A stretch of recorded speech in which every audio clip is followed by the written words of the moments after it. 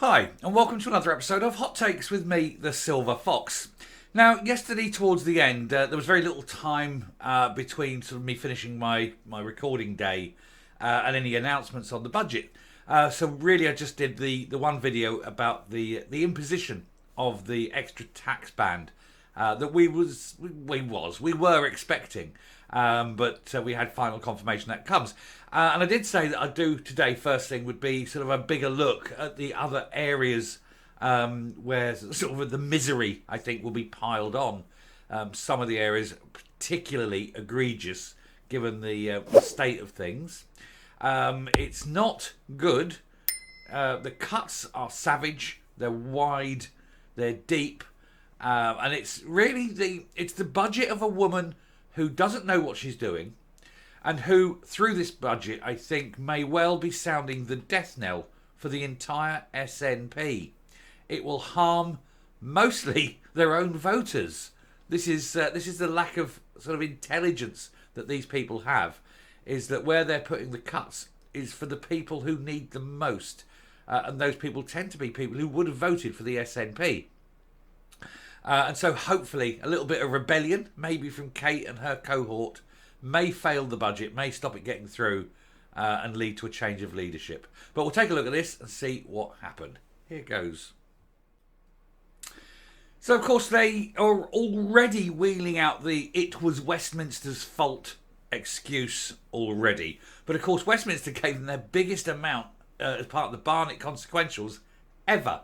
It was their largest thing. And that's over and above all the money given to them that they refused to spend on the things they were supposed to spend it on. So any excuse that it's Westminster's fault is basically a lie. They're being called out on it. And even now, some of their own supporters are starting to see that actually, no, it isn't all Westminster's fault. Despite not having full independence, there is an awful lot of problems within the SNP. Independence is one thing. The SNP delivered independence is something else. But farming, housing, ScotRail and others are among the sectors which face brutal SNP budget cuts. And I'm going to say here, before we even get into it, that the worst of all of these is housing. Farming we'll talk about as well, but the housing, the cut to housing budgets is horrendous, and this will directly harm people. This is going to be the one that hands victory to probably the Labour Party. Finance Secretary Shona Robinson announced a swathe of cuts to budgets, but strangely managed to find cash to boost Angus Robertson's constitutional war chest by 14 million. And I've been saying this all along, cuts to just about every sector except the fight for independence. That's the only thing that they have managed to find money for. Isn't that weird and totally unsurprising? The Scottish Government have announced a brutal set of funding cuts as a result of Shona Robinson's budget based on the massive 17 years of financial mismanagement by the SNP. And while the likes of the NHS and school education receive a boost, but below inflation, so still a real terms cut, other sectors were savagely slashed in order to combat a £1.5 billion black hole. Humza Yousaf committed £500 million of cash to numerous policies when he gave his first SNP conference speech as First Minister, and had to ring fence this because the man is a moron. A man who had a really boring speech, needed some bright idea, and then he had his light bulb moment and went, council tax freeze, money for the NHS, blah, blah, blah, blah, blah, and all these things, because he literally had nothing else. He opened the cupboard of his brain, and alas, the cupboard was bare. And so he desperately reached for something and came and lighted on that, much to the chagrin and amazement of everyone else who went, oh God, no. Anyway, it meant that a council freeze needed to be fully funded, although the £300 million requested was reduced just to £130 million. So they've told councils there's a council tax freeze. Some of these councils wanted a 20% increase.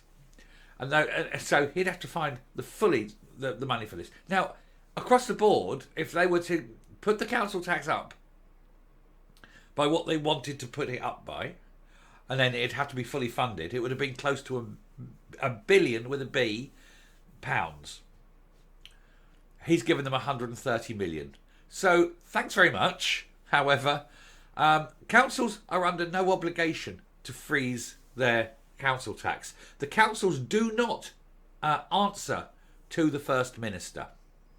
And so any council in Scotland can turn around and say, actually, thank you, no, not enough. 130 million, not enough. And that's not per council. That's across the whole of Scotland. And so the councils will go, thank you, no, and they'll just put the council tax up anyway. And that, of course, will make Humza Yousaf look like totally ineffective, weak, pointless man that he is. Hey. Anyway, it meant that sweeping cuts were made to a number of vital sectors. And incidentally, just trying to go back, with that council money being cut there, they are going to have to put the council rates up, well, the council tax up. But it'll still probably mean massive cuts in services from councils anyway. And I think that's possibly one of two things will happen. They'll either put them up and just ignore Humza Yousaf because, why not? He's totally ignorable. He has no power of veto over them. Or there's going to be massively savage cuts. Or both. Anyway, it meant that sweeping cuts were made to a number of vital sectors, including those which have pressing issues that need to be dealt with. Housing was one of the biggest victims, with spending plummeting by more than £200 million for the next financial year. This is despite homelessness being on the increase across Scotland and a housing crisis being announced in both Glasgow and Edinburgh due to a lack of properties available for rent or sale. Both the house building and fuel poverty budgets are among those which will feel the pinch. Now, on the housing, I want to speak specifically. The SNP have gone out of their way to make it incredibly difficult to find somewhere to live. It's been policy. For years, they have attacked landlords. For years, they've done everything they can. Freezing rents, not allowing this. Someone doesn't pay their rent, you can't just evict them. There's an eviction ban. You can't evict anyone for any reason at all. Things like that. They've done this for years. They've driven landlords away. The private rental market is collapsing. Simply due, and they knew it would happen because everyone kept telling them in advance, you do this, this is what happens. And so landlords are selling up and going out and getting rid of the properties from the rental market. They want to put in new things. Oh, you've got to have up to this standard, up to that standard, blah, blah, blah. They're all these things. You can't raise your rents and things like that. And not only can you not raise your rents while the tenants are in, they're proposing that between tenancies you can't put the rents up. It's madness. And so, of course, a lot of landlords are selling up, taking the cash and going and investing it elsewhere. They'll still make the same kind of returns, I suppose, but for a lot safer. And you're not having to dick around with a government that can't help itself but dick around. And so all these private landlords are coming out the market. So obviously the amount of private rental homes are out the market, which means those that are remaining, the rents are going up incredibly high because it's a rarity. It's a seller's market, if you will. The laws of supply and demand. This is helping nobody. It's certainly not helping the tenants because the rents are going through the roof. They're driving the landlords out. The homelessness problem will increase exponentially because people rent it because they can't buy. And there's some people who will never ever be able to buy a home. They have to have a rental home. You'd think, knowing this, the government would help people to get there and rent properties out so that there was a lot of rental properties, thus driving down the rent rates of those properties because of, the laws of supply and demand again. But no, they're doing everything they can to increase homelessness. It's a deliberate policy. And now they're cutting 200 million from the budget. They've destroyed the long-term private rents. They're working now on destroying short-term rents with all this licensing. People are giving up that. Thousands of properties coming out of short-term rent. What do they expect people to say? And then they want to bring in 1 million people to be new Scots, apparently. And where are they going to live? It's a joke. Anyway, the total amount spent will go down from 738 million, 23-24, to 533 million in 24-25. The biggest cut will be felt in house building, with a drop of nearly 190 million in funding. And if you ain't building houses, first of all, not building houses destroys the housing industry, the house building industry. There's a lot of builders, electricians, brickies, slaters, everyone involved, all the trades. They need the money. They need the houses to be built. So public house building from the government and the councils is important. But here's the thing.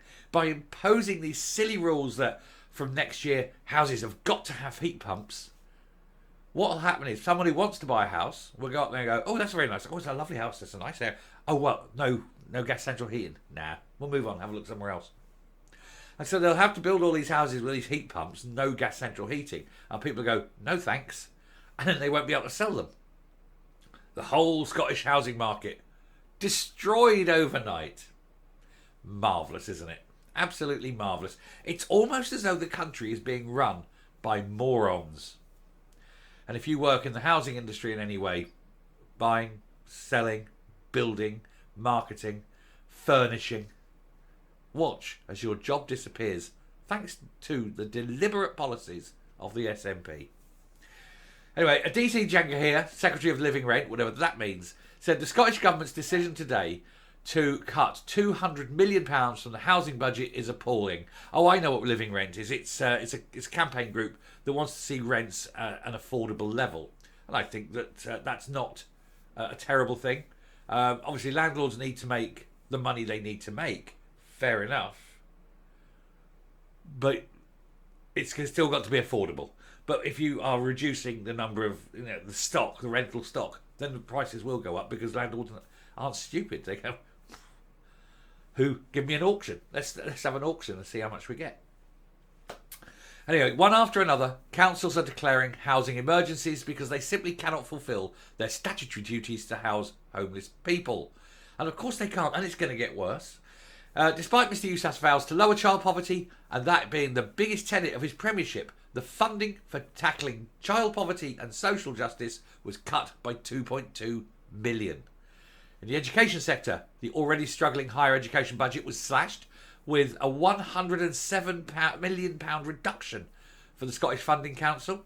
Resource for finding colleges going down by 58 million. Universities fees cut by 48 million. Scottish Tory MSP Stephen Kerr said, we've got cuts across the board in all things that matter the most to the future economy of this country. They're cutting between 200 and 250 million from education.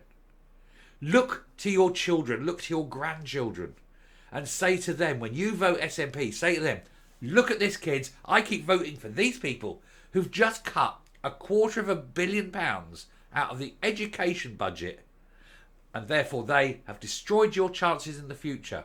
Sorry about that, kids, but I'm still going to vote for SNP because they're so good at what they do. They have just wiped out your child's future. Miss Robertson blamed the UK government for all these cuts. No, the UK government weren't the ones spending the money on all the shit show that are the foreign embassies, the £8 million a month on spin doctors. They aren't the ones producing all these shiny, glossy brochures and paying Jamie Hepburn and his department millions a month in pointless independence BS. They aren't the ones that are wasting money at every opportunity. They aren't the ones giving money away, taxpayers' money away, to Muslim countries. That isn't Westminster. You're blaming Westminster because you know that you can't blame the people who are truly responsible, which is the SNP.